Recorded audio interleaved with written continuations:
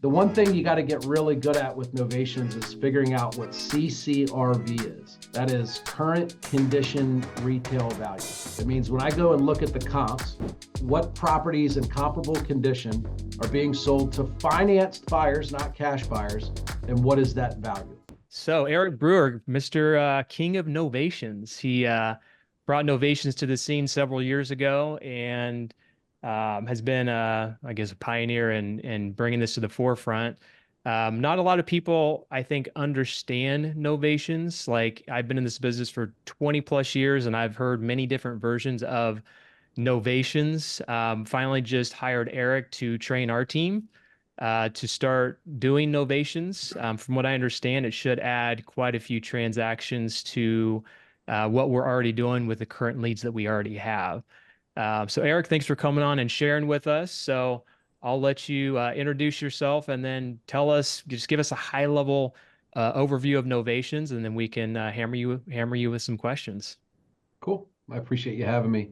I am, if I'm a little sluggish today, I apologize. My win would have been, took my 9-year-old daughter to the Philadelphia 76ers play-in game last night. And I was able to convince my wife not to have to drive back last night because it's about 2 hours from me. So we stayed at a hotel after the game, got a good night's sleep, but got up around 4:30 this morning, got in the car, got everybody loaded up. And so I'm operating on about 3 hours worth of sleep, hotel sleep at that. So if I'm a little sluggish, I apologize. As far as novations, one of the things I don't often get to do that I just want to give maybe some context. Real quick, how many people, if you are doing novations or have done them, do me a favor and just throw a 1 in the chat real quick. Looks like we got about 23 people. Michael's got his hand up. If you could, just throw a 1 in the chat so we can get an idea of how many people here are doing them. Cool. Looks like we got quite a few.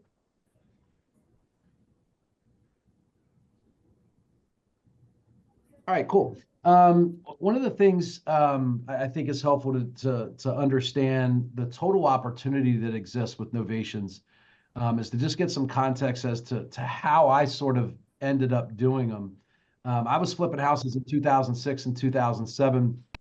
As soon as the economic crisis started to unfold, one of the things that became really a bottleneck in my business is that every house that I was selling on the MLS came with an FHA buyer. And I was flipping my homes in 3 to 5 weeks, which means, I only owned them for maybe 45 days or less. And every FHA loan requires 91 days seasoning before they can write a contract. And in 2008, 9, 10, all the way up to 12, there was nothing harder from what I remember than getting an FHA loan all the way to closing on a flip house that had more than like 50% increase in value. Underwriters literally would look for a reason to decline the loans. Appraisals were super challenging. And nearly every one of those loans required 2 appraisals.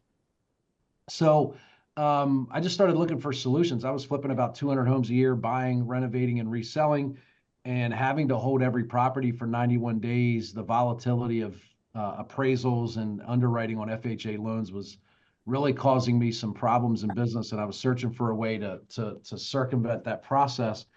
And that's how I discovered the practice of novating, which at that point was introduced to me by my attorney, and it had generally been used in his experience and every other type of contract, and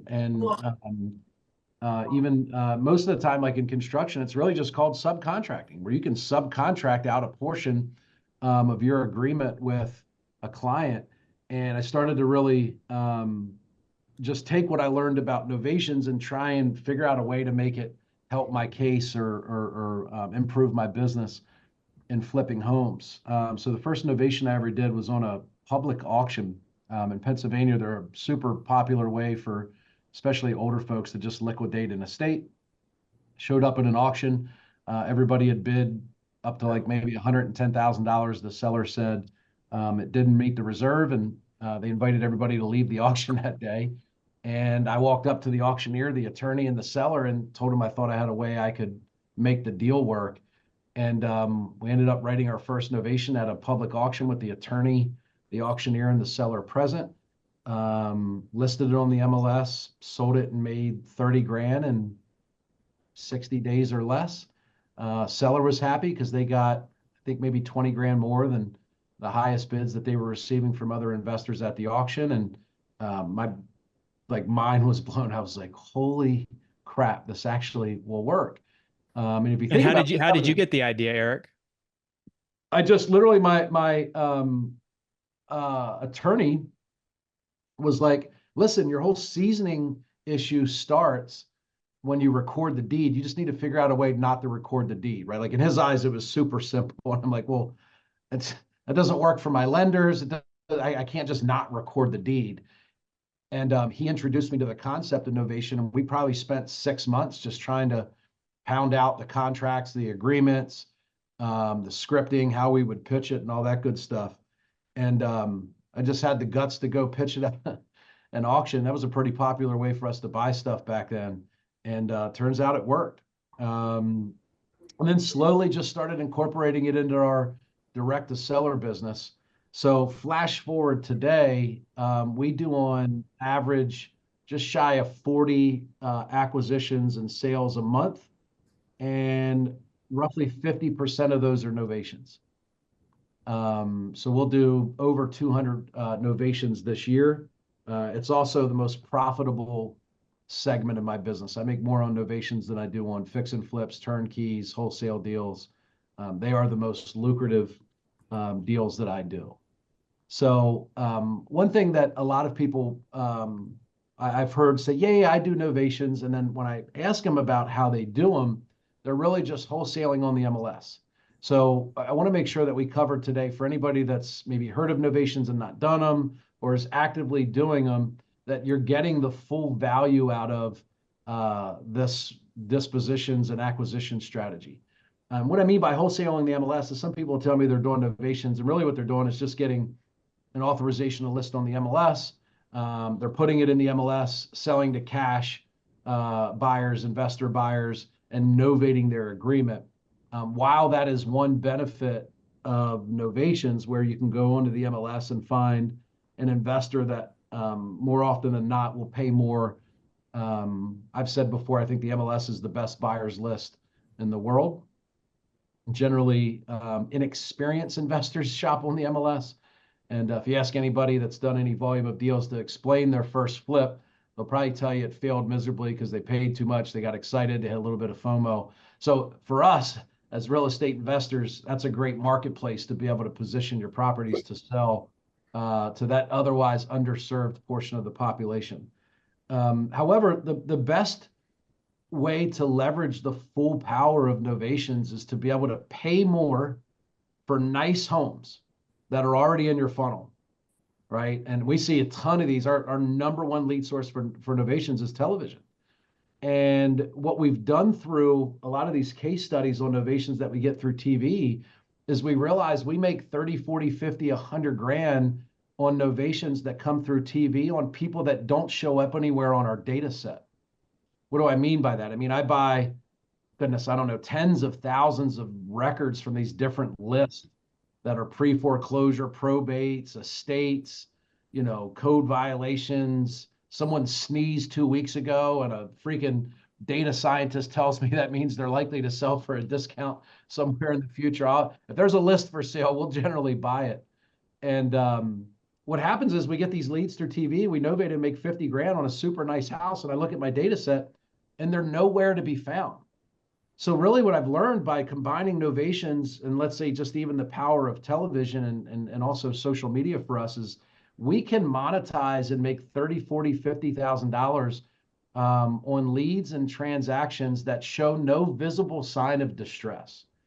And if you ever hear me talk about novations, and I'm sure we'll talk about it today, is that I use this analogy of what I call a seller seesaw, that generally there's a belief, and I think a portion of reality is that in order for us to get a good wholesale deal, like two things have to be in play. The house has to kind of be messed up, and the owner's situation needs to kind of be messed up. Like if you think about it, the best deals that you get and buy at wholesale, generally that's what we look for, right? Like even, I mean, there's billboards out there that say, we buy ugly houses, right? the reality is of novations is that there's these tweeners out there of where the house is maybe somewhere between like average condition all the way up to turnkey. And so the property condition doesn't fit our normal MAO structure for a wholesale deal or a fix and flip or even a burr. The seller's situation oftentimes when there's a nice house is that there's no financial distress or other type of extenuating circumstances that make them desperate. And we end up with all of these leads in our lead funnel where it's a nice house, the seller's kind of motivated, but they're not distressed.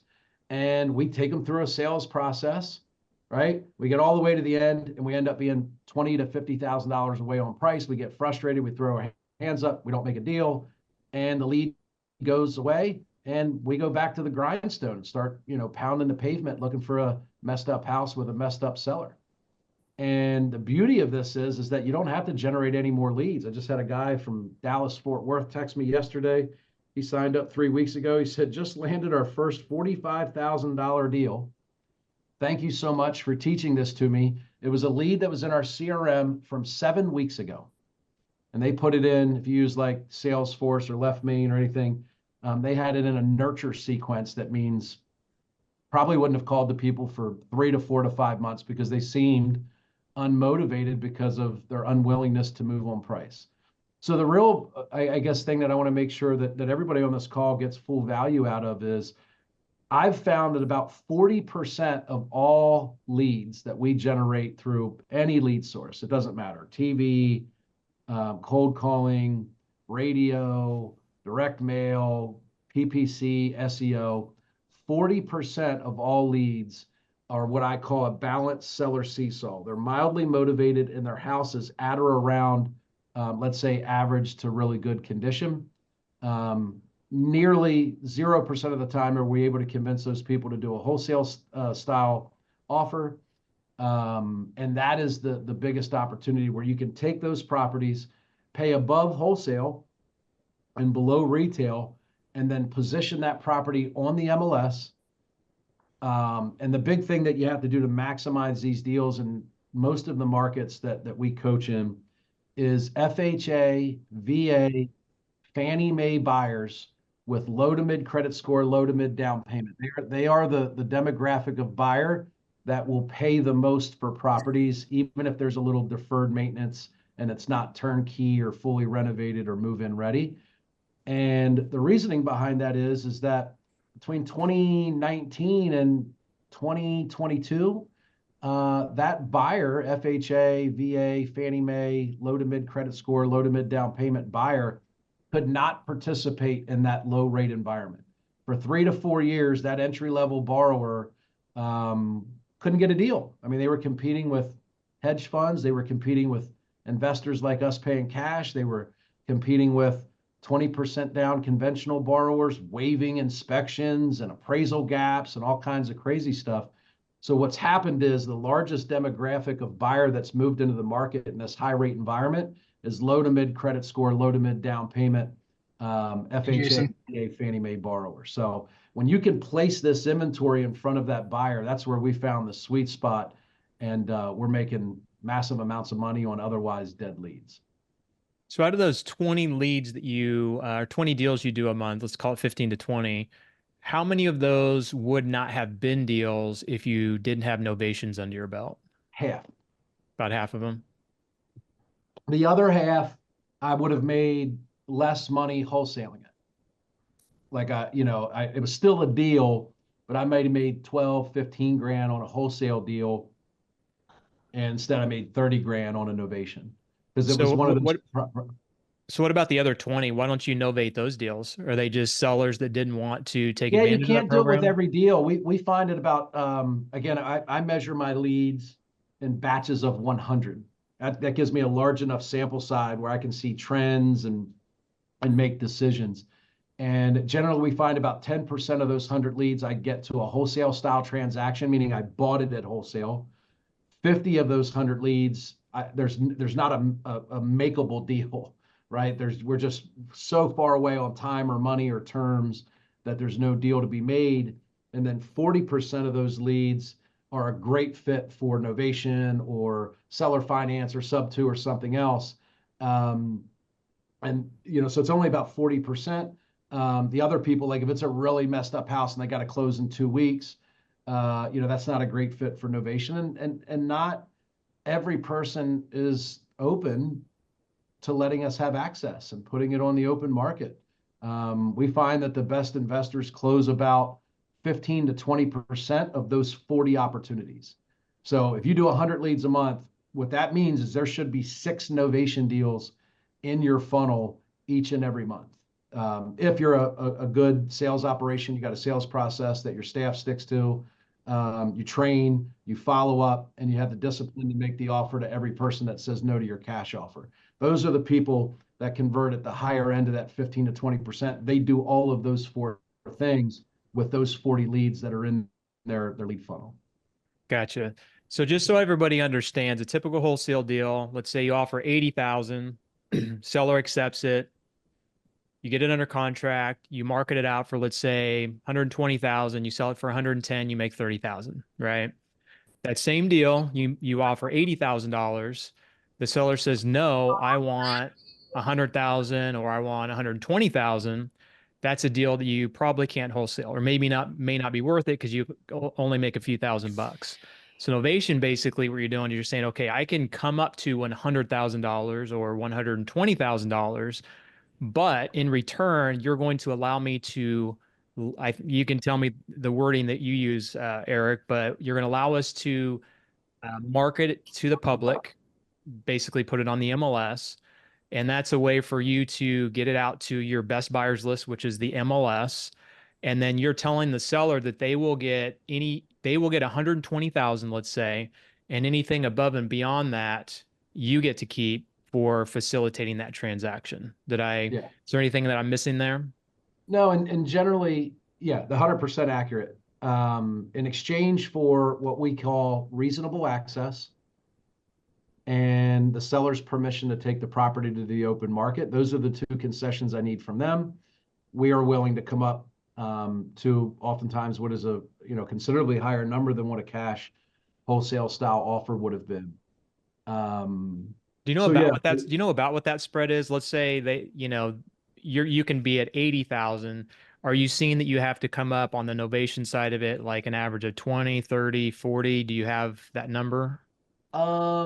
Each seller is different, but I would say the model is at least $25,000 to $40,000 on average when you look at an aggressive MAO for a wholesale fix and flip style transaction, versus a very minimal to no risk Novation style offer, right? You're not getting any closing costs, right? You don't have any transfer tax, funding fees. So depending on the purchase price, I would say your example of like a house where you're maxed out at like 85 on a wholesale deal, you could probably pay 110 to 115 for that house. And a retail buyer, if it's in financeable condition, would pay, say, 140.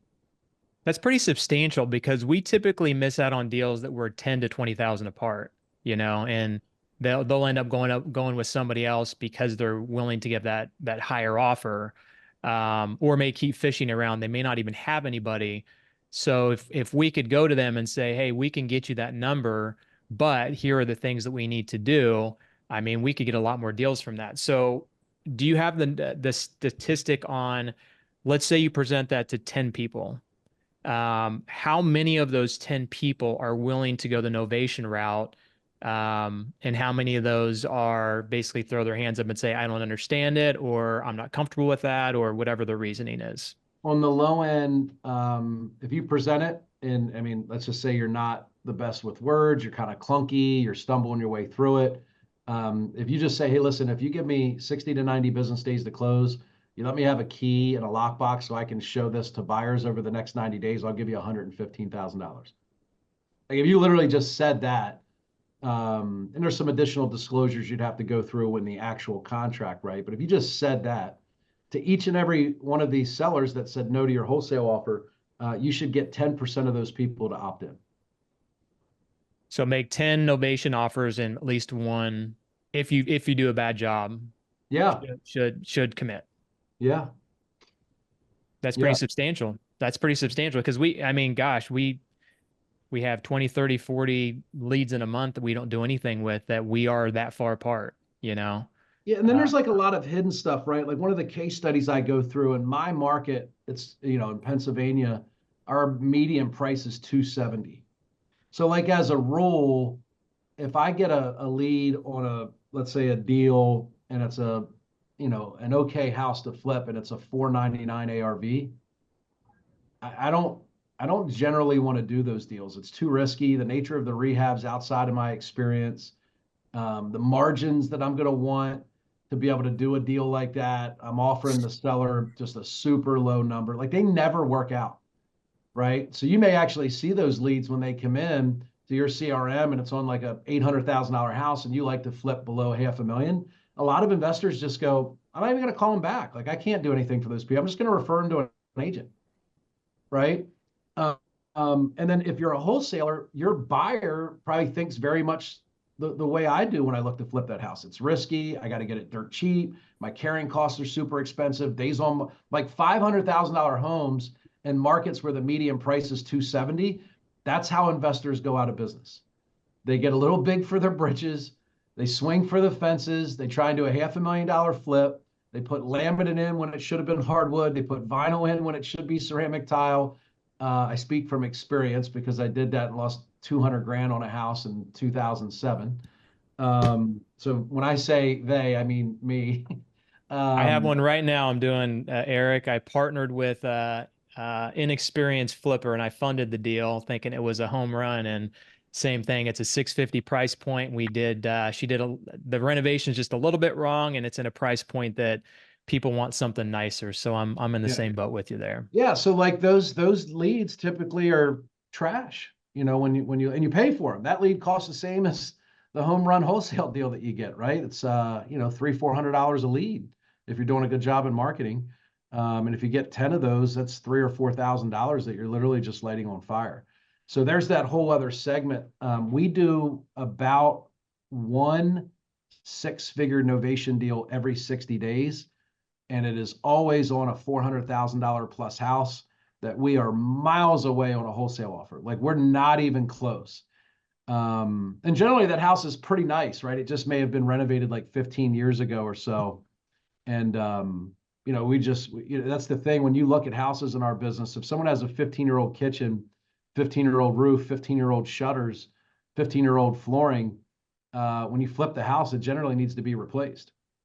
So it doesn't matter if it's 150 years old or 15 years old, a flipper is going to rip it out. A homeowner looking at that house doesn't see it that way, right? A 15-year-old kitchen may be perfectly fine at that price point. So the one thing you got to get really good at with novations is figuring out what CCRV is. That is current condition retail value. It means when I go and look at the comps, what properties in comparable condition are being sold to financed buyers, not cash buyers, and what is that value? And then you really just work back from that value the same way you would an MAO on a wholesale deal. By the way, TJ and Joe DiMaggio, who are on here, you taught their team how to do novations. And I think in the first 60 days, they did at least one $30,000 novation. I think they may have done two, and that was months ago. So I think they've done many since then. So That's amazing. yeah, I know that you've taught a lot of people in your program work. So, Yeah. so the thing that people look at with novations, and I even said this when I first learned about it, was like, okay, if the seller is agreeing to do this, why would they not put it on the MLS themselves, right? Because it's probably a little bit more work for them to find the agent, put it on the MLS, do the paperwork and negotiations and all that kind of thing. So how do you convince them to do that opposed to them just doing it themselves? So I have some really good answers to that. What I want to do though is go one step backwards, and I'm going to ask a question to shift your perspective because I think this question comes from a set of old limiting beliefs. So just put that out there for a second, let that sort of marinate for a moment. Um, Tony, let's say you're active in a bunch of markets, right? You provide a valuable service to investors all across the country. How many people are having a ton of success buying good fix and flips and wholesales off the MLS? Not very many. We were actually on a call yesterday where there was someone that said they're still, I think it was Scott here that's on the call, said he's still buying on the MLS, but Some not some very many guys at have all. gotten really good at it, right? But generally in most markets, when there's a decent flip opportunity that comes up, what happens to the pricing and the offers? Oh, it's crazy. It just gets bid up and somebody stupid pays a stupid price. Okay. So would it be fair to say that fixer-uppers, when listed on the MLS, sell quickly for top dollar or what some might say is a stupid number? 100%. So but now that we've established that, why does any seller need to sell you their wholesale house? Because they want a Why? quick, easy solution. Maybe, but quick, it would sell on the MLS quick and easy, wouldn't it? Sometimes. We just said that's all the Well, time. their perception though, their perception may be that it could take a while. Yeah. So this is the same thing, right? So there's a couple questions. So what I really want to anchor there is that the wholesale deals that you're already doing, the reality is the seller generally does not need you. They do not. They could list it on the MLS with a real estate agent, pay 6%. It would sell in a week for more than what you pay. Let's just accept that. Now, we offer a valuable service in the sense that we operate in this space and the normal retail real estate agent does not. Like a lot of times, we meet with people where they had an agent come out and they just told them they couldn't list it. But you'd have to fix this. You got to clean this up. I need to have access. So in the world of fixer uppers and distressed properties, the majority of real estate agents do not know how to navigate through that process and may even refuse the listing. So in that aspect, we function in that space and we're a little bit more knowledgeable. But every seller that you buy a wholesale deal from could get likely the exact same thing that they get from you from someone else and probably more money for sure. So when we think about novations, um, the reality is that you have to bridge the gap between what their expectations are for a sale, right? Like if most people say as is, I don't want to mess with repairs. I don't want to mess with, appraisals. I don't want any of that stuff to impact my ability to be able to sell my home. And when you come in and I buy it, let's say from Tony and his wife, and I say, hey, I'll buy it from you as is. However, when I list it on the open market in the MLS, I'm going to offer inspections and financing and realtor commissions. That inherently raises the value. If you were to list two properties that were the exact same condition and location and square footage, and one was being sold as is, and one they were offering financing, would it be fair to say that the one where they're offering financing and inspections would generally demand a higher price? Of course. So our willingness to really ensure the transaction when it comes to realtor commissions, inspections, and appraisals will allow us to demand a premium. And it's certainly fair for us to be able to participate in that, right? So are you promising, so when you say we'll do 120,000, we want to take it to the open market, are you promising them that you were going to close on it for 120,000? And if not, or even if you are and you can't get that number that you need to pay them the 120, what do you do from there? So you have to, this is where underwriting comes into play. Like if I know for certain it's a 150 house and I can get it under contract for 120 with reasonable access, yes, if the seller pushes back on due diligence and all that stuff, we will agree to buy it at the end of that 90 days or 120 days. The more committed we are, the more flexibility we want, meaning terms. Like most houses go to settlement pretty quickly, 60 to 90 business days, as long as you have reasonable access and there's no hidden, defects in the property or something that blow up at inspection, you should be able to close. If we're really pushing the price and we can only get access from the seller for like 2 days a week in a 3-hour window, and the house is a little bit edgy and we're concerned about inspections, we'll write a due diligence period in there and fully disclose to the seller that, hey, we're going to rock out here for 60 days and give it the old college try. However, if this doesn't sell in 30 days, we'll give you formal notice that we're going to, as a result of due diligence, be rescinding our offer. So you have the ability, just like you do with your wholesale contracts, to say, hey, we're closing 30 days, no contingencies, no nothing. It just comes down to how confident you are with your underwriting on the deal. Yeah, We do. just got to be transparent about it too, right? Yeah. Cool.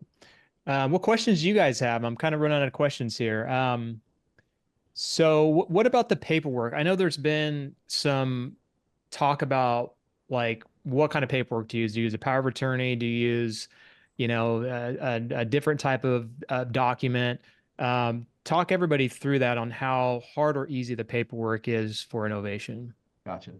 So the agreement of sale, like literally to just write a good novation contract, you only really need one additional line of text that's very similar to assignment language. It just needs to say buyer reserves the right to novate property. That's it. The second key thing, a topic that comes up a lot with novations and title companies and brokers and stuff, is the use of a POA.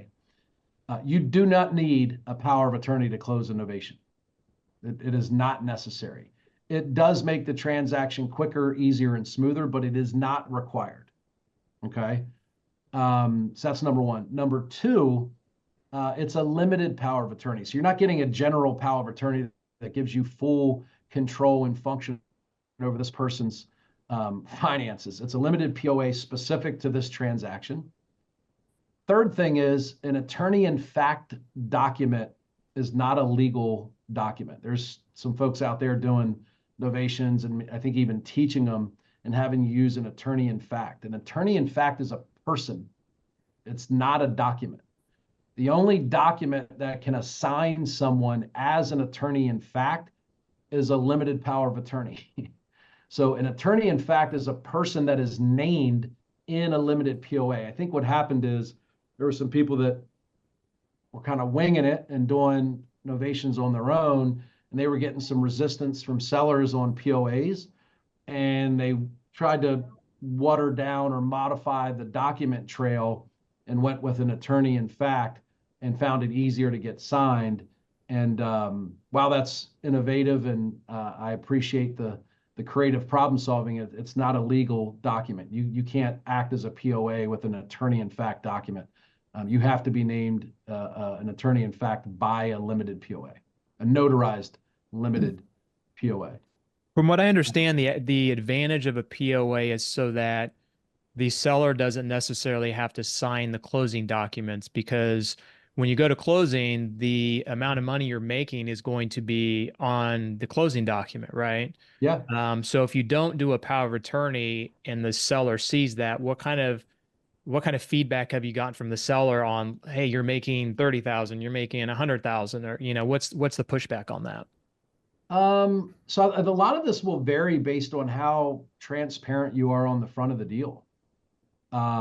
Like in our sales process, we don't discuss ARV, Reno, and profits with our sellers. I've just found it to not be a relevant piece of information that most sellers that we have a good chance of doing business with care. We focus more on what they got going on in their personal life and what's motivating them to think about selling and what's maybe made them consider going an alternative route. And we make an offer and negotiate based on their flexibility and price. So, one thing I see people goes, well, I told him I was only making 25 grand and my novation has me making 50. I was like, why in the hell did you tell him you were only making 25 grand? Well, where does that, like, show me any sales process where it says disclose your profit, right? I think that's, there's guys that go, hey, Tony, your house is worth 450. I got to spend 100 to fix it up. My carrying costs are 50 and I want to make 50. So I'll give you 270. The problem with that outside of what we're talking about is, I don't know about your experience, but every seller would argue ARV. They thought their house was worth more. Most people were insulted when I told them their house needed that level of work. And whatever amount, if I told them I was making 10 grand, they thought it was too much. So I just stopped doing it. All it did was trigger all these like arguments. It's like, I don't want to argue with people. So I just don't talk about profit on the front end. And then if you've ever heard me pitch this before, I mean, really what I tell a seller is when I take it to the open market, I'm going to go out and try and find one of three buyers. One is someone that will buy it as is, but they have to be, they need an inspection, they have to pay a realtor, and they have to do an appraisal. And sometimes there's things that pop up there and the seller may want me to fix it or give them a credit. And that could be anywhere from $2,000 to $20,000. I'm prepared to fight that battle when it comes. Sometimes it's just me having to be a hard negotiator and tell them no, no, no. Sometimes I got to concede and I might give them a couple bucks credit towards a roof or towards a furnace or towards a kitchen. Every once in a while, I'll find a buyer that'll buy the house the way it sits, but they want me to finish the basement. They'll literally make me an offer and say, you have it listed for 200. I'll give you 225 because I know it costs $25,000 to finish your basement.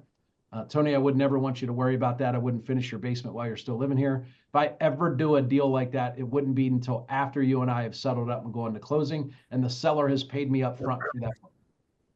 Does that make sense? So like a lot of times I think, because I would do that. If someone came to me and said, I'll give you 225 and finish the basement, I would close on the house, I would finish the basement, and I would charge them 225.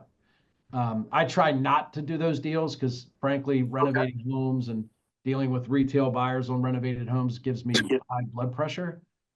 Dealing with contractors and renovating homes is far from my favorite part of this business.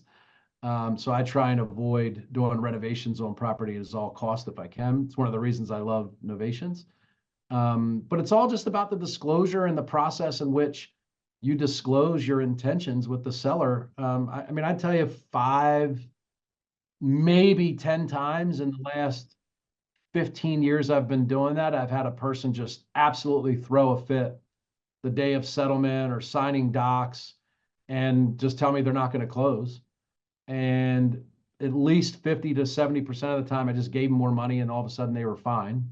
They couldn't say they didn't know what was going on. They couldn't say I didn't properly disclose. They couldn't say my paperwork wasn't tight. So I think as long as you're doing that stuff, you're disclosing, you're walking them down the path. Like I would even say sometimes I would say, Tony, I mean, hey, before we move forward, I just want you to know, I hope I make $200,000 profit on this deal. And just wait, and you know what they're going to do? We're not going to make $200,000. You and I both know that. But let's say I make $200,000 or less. Are you and I going to have a problem? I just think a lot of times people are scared to have that conversation. But just doing that alone, I say $1 million bucks, if you want to say, I hope I make $1 million on your $70,000 crap box, right? Like literally say that and you'll anchor them where if you end up making 50, like it almost becomes laughable. It's a theory in sales that's wildly talked about. It's anchoring. If I say $100,000 and I make 50, the 50 seems reasonable. 100 did not. So yeah, you're going to have people that are going to get pissed off. I mean, I think it happens on wholesale deals. We wholesale deals and assign them, and we don't do blind HUDs and stuff like that, or they find out what we're making somehow, and people get a little fussy. They have seller's remorse. I would tell you in our sales process, we go back and I can say, Tony, we talked about this. Right? Do you remember like all of the reasons that you told me you didn't want to go to the conventional route? Now that I've taken on that additional burden and I've got us towards the finish line, basically what I think you're asking for is to participate in the upside that I've created without participating in the downside. Is that what you're asking for? Right? So it just comes back to the short answer would be you actually have to be a decent salesperson. Yep. Or you're going to have some problems. But I think that would apply no matter what you do in this business. If you just don't have good salespeople that can overcome and qualify objections, you're going to have problems when you make the offer, when you sign the contract, when you assign it, when you try and get access at closing. So just generally good objection handling skills, I think will make that. Again, we do 200 of them a year.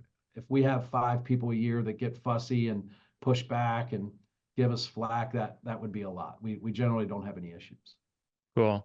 This is really good stuff, by the way. I was just going to call Jimmy out. He just left. So we got a couple of questions in the chat, but before I forget, Jimmy is a commercial agent. He just popped out here.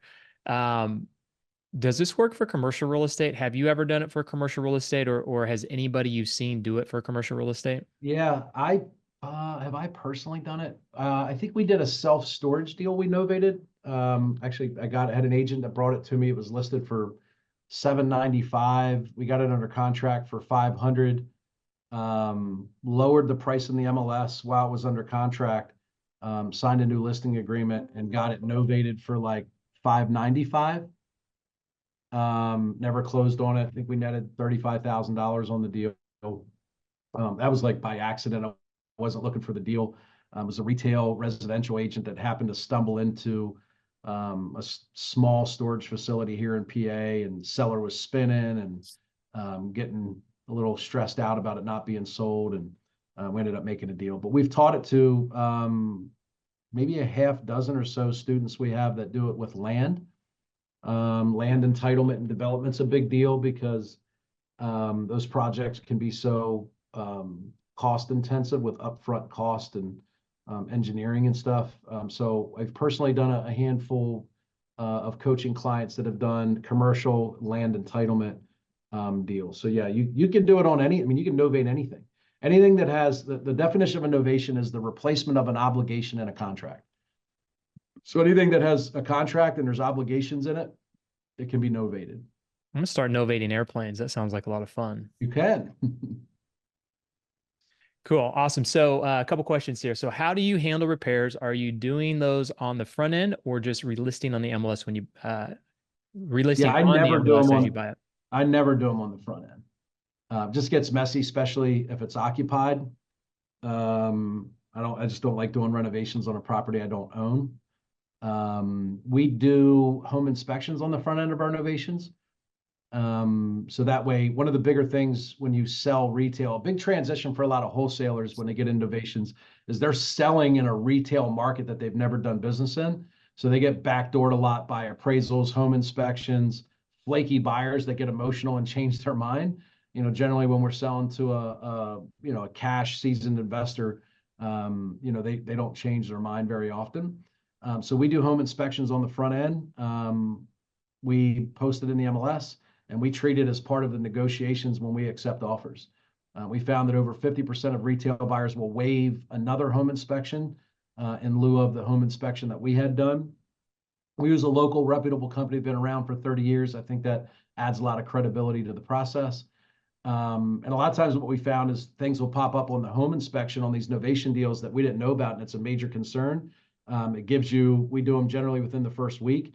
So a lot of times we'll go back to the seller and say, hey, we can't make this deal. There's some stuff that shows up on the home inspection that's going to keep us from moving forward. And they'll ask you to renegotiate. I hate renegotiating. We only do it when it's absolutely necessary. But on these retail style novation deals, particularly on more expensive homes, we're a big fan of getting home inspections up front to eliminate or certainly reduce fallout on the retail deal on the back end. But I don't do repairs. And a lot of times, FHA, you can't do credits. But generally on these style homes, we're doing punch list style repairs. So like handrails, peeling paint, GFCIs, swapping out some knob and tube wiring. We spend on average less than $2,000 per novation when there's repairs involved. Yeah, I was going to say I'd probably be okay with putting 1,000 to 2,000 into a deal that I know that would sell. Cleaning up and just doing some basic things that could dramatically increase the price. And you need to make sure that your appraisal's done, it's back at full value. You need to be sure you've gone through the inspection contingency period. You need to be sure that you have loan commitment. We're not doing it until probably 14 days before settlement when the loan is clear to close. Mm-hmm. Cool. So Adam asked, what are some of the basic mistakes when you started Novations? Oh my, a long time ago. Probably a ton. Trying to novate everything. I think like if I came across the house, regardless of condition, if the seller wanted too much money, I would write it up as a novation, slapped everything on the MLS, and then 30, 45 days later, I had to call these people back and explain to them why their house wasn't selling. So it's not a get out of jail free card. You can't take a clapped out fixer-upper and write novation in your contract and just think that because it goes to the MLS, that it's going to sell for top dollar. You need to be good at underwriting your deals and making sure that you're putting a deal out there that you can perform on. Underestimating resistance on condition. Like we've added a couple different documents and steps in our process now when it gets into TC. And when I tell Tony I'll give him an extra 40 grand and I need to have reasonable access, he hears what he wants to hear and he gets his house sold in his eyes. And then the first 3 times we try and schedule showings, he declines them. He's complaining to the TC that's, wait, it's going to all these showings. Like, bro, we talked about this. I offered you 80. You told me you had to have 120. And the only way I told you to give you 120 if you let me have access to the house for 12 hours a day for the next 30 days. Remember? So we added some additional disclosures in our paperwork. Our TC do weekly check-in to remind people of important terms of the contract and update them on our progress. Not doing home inspections on the front. I used to have a lot of deals that would fall out 30 days in on a home inspection. And now my contract's running out, my due diligence running out. The seller thought we were going to settlement in 10 days. So did I. And now the deal's blowing up because of a 18-year-old furnace or something stupid. Not anchoring with a cash offer first and moving up to a novation. That's a cardinal sin. And I see this now with a lot of students where they go, man, I pitched it to 15 people and I can't get anybody to say yes. And I'll go, give me your pitch. And they'll go, hey, Tony, it sounds like you want way too much money. I can list it for you.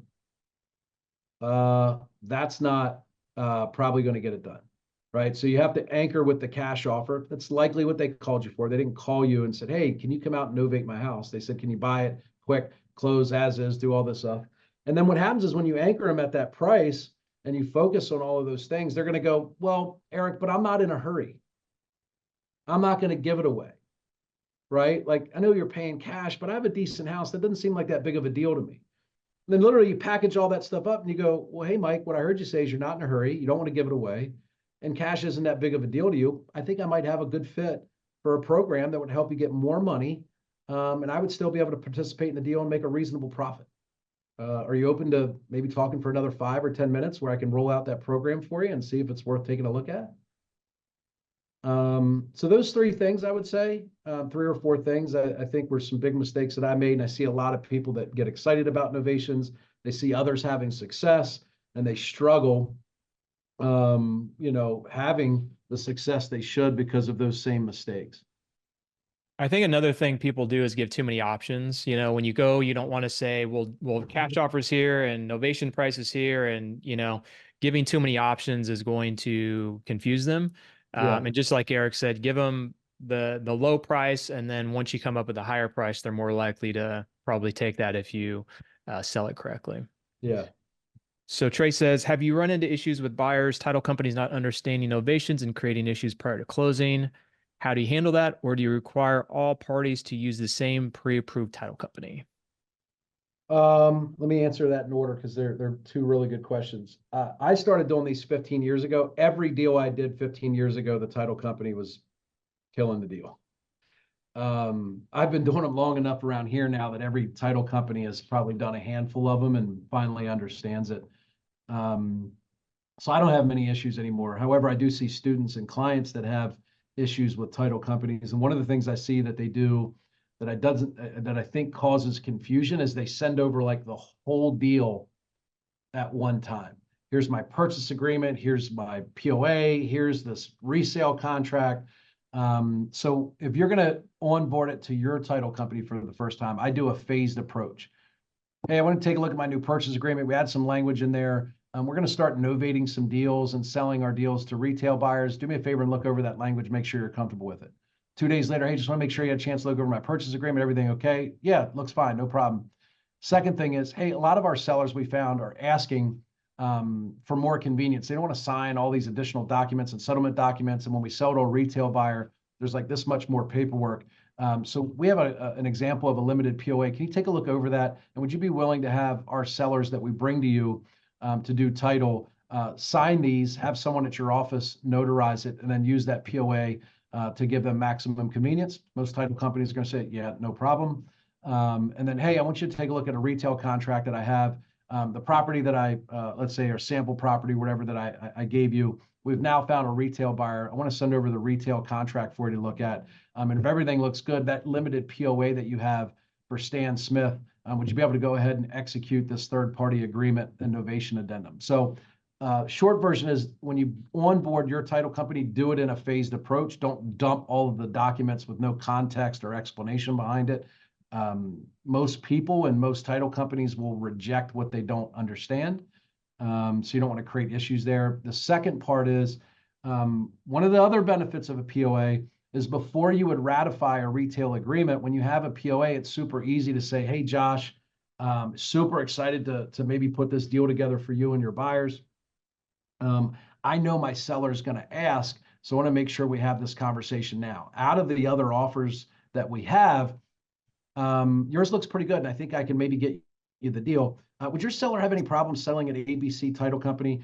They've already done all the title work, and the POA that you see, the limited POA for the seller, actually works at that title company, so it'd be super convenient for my seller to be able to close there.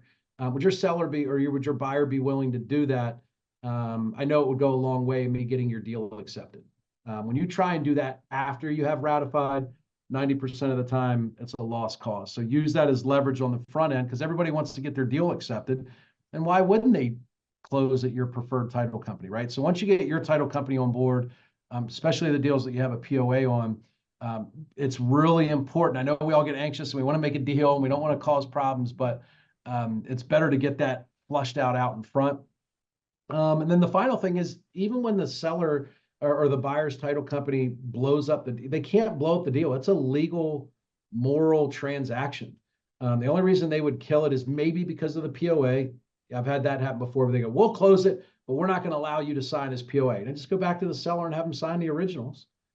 That's generally the only thing titles company get fussy about. They don't understand this, even though they use POAs all the time for other transactions. Anytime there's an investor in there and someone's making money, this POA all of a sudden becomes a problem.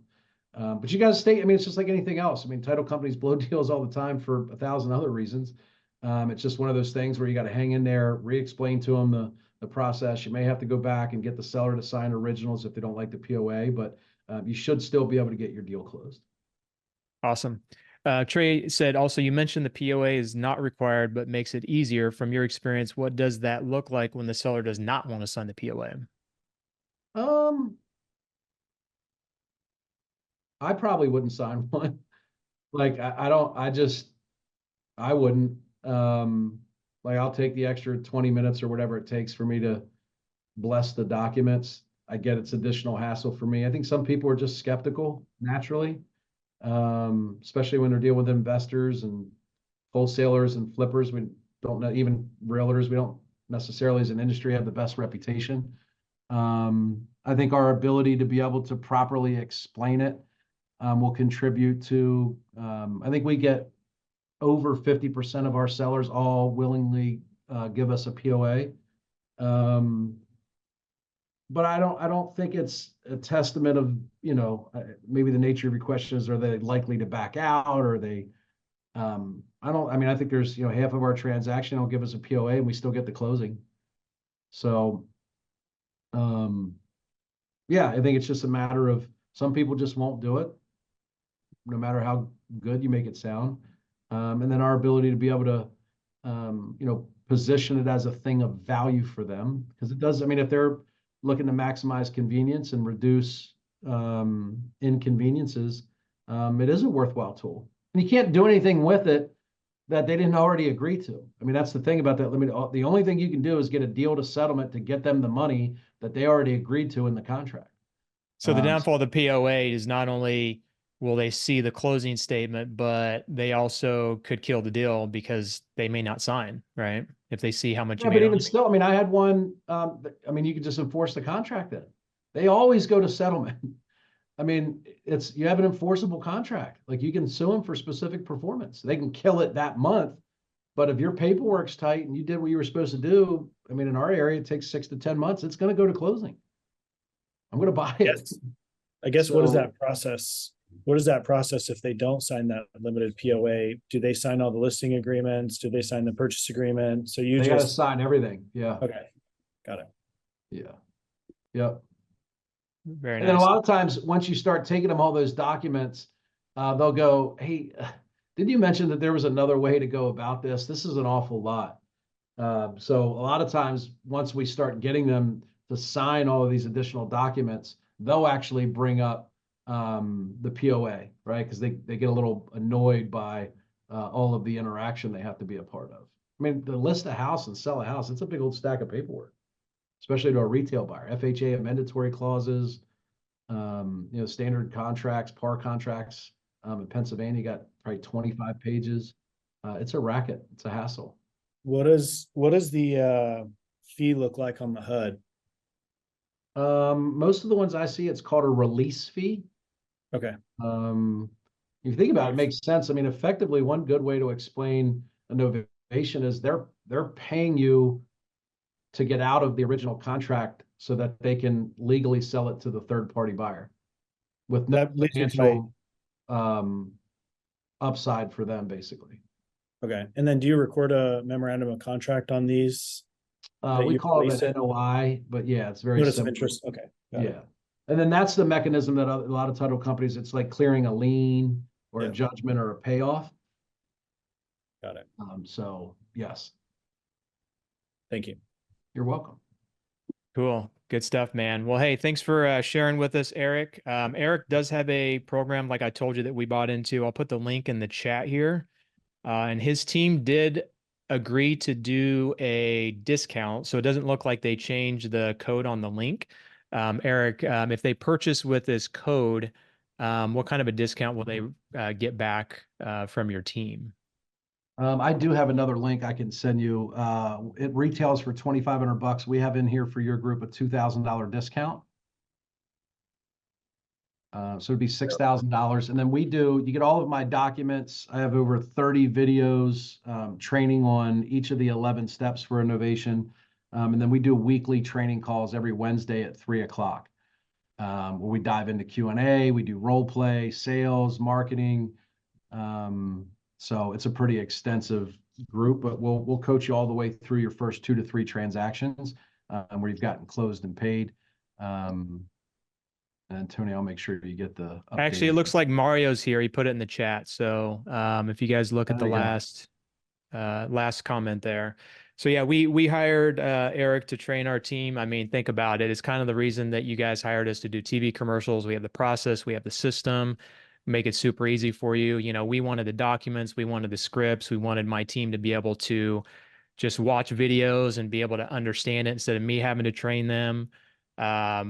You know, coaching calls, being able to have them come on and ask questions and talk about seller objections and all that kind of stuff. So I think that's super valuable. So I hope you guys jump on that. Like I said, TJ, and I know there's at least 3, 4, 5 people that have said something about them buying the program, loving it, doing deals. And I mean, you're exponentially going to get your money back if you work the system. So any last words, Eric? Appreciate you coming on again. I mean, you've done probably more deals than anybody else that I know, and you know, definitely more Novation deals. So I know you have you know, a lot of experience. So is there any other words of wisdom or any other tips you can give to our people here? Yeah, I would just say that this man, I just don't know why you wouldn't do it.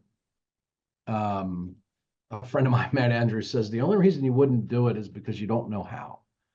If you're spending money on leads, I mean, this is, you know, especially as you start to look at a lot of the legislation that's cracking down on wholesaling and compliance, and the need for brokers to be involved, or even for people to get licensed, facilitating these transactions in a transparent way on the MLS, I think is a wise move, with or without the additional profits. The ability to make an extra 6 to 7 figures a year without generating another leads, like a big old massive cherry on top. But I mean, I've been teaching this for 3 years now. I'm amazed at how many people out there are still paying tens of thousands of dollars a month for leads and not doing these. I mean, it's silly. You had to, you know, and I do understand, like, it's difficult to learn a new trick, to learn a new trade. For those of you that have teams, like Tony said, you don't have to learn it and teach it to your team. You're allowed to bring your staff to our coaching calls and give them access to the coaching program. So you can have someone on your team maybe be a designated person. I've seen them do that before, where you pick like one acquisitions agent and they become the Novation expert. But just, I mean, start doing it. It's silly not to. If you do 10 deals a month right now, or 10 deals a quarter, you should see a 25% to 40% increase in your business. So I mean, you think about that. That's depending on the volume of business that you're doing, it's no less than $250,000 a year in increased profits.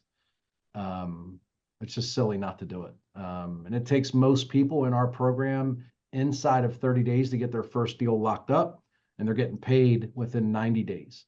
So it's a short time investment. You do have to, you know, to spend time to learn it.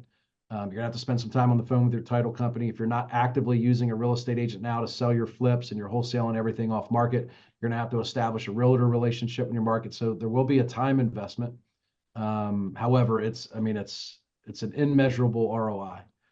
So whether it's with me or you just kind of figure it out on your own, or you partner up with someone that's doing them, and you know, you JV or something, just don't do yourself a disservice and spend one more month not doing these and reaping the benefits. Yeah, I remember I went to Tony Robbins' Business Mastery over 10 years ago, and he said, take your current business and figure out how to optimize your business without doing any more, without doing anything else other than the optimization. And so I looked at my numbers and I'm like, we're doing 50 transactions a year. So if we can negotiate $1,000 better on the front end, $1,000 better on the back end when we're trying to sell, and then look at our construction and maybe save another 1,000, there's $3,000 we could save on 50 transactions. That's an extra $150,000 on the same transactions. And with that mindset, we literally were just negotiating harder on the front, on the back, and then, you know, really dialing in our numbers on construction.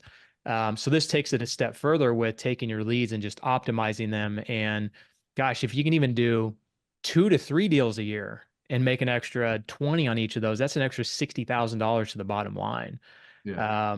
So yeah, I'm super excited to get this going. We hired another another acquisitions person that's actually going to take this on and run with the program. So we're super excited to get it going and seeing how it goes.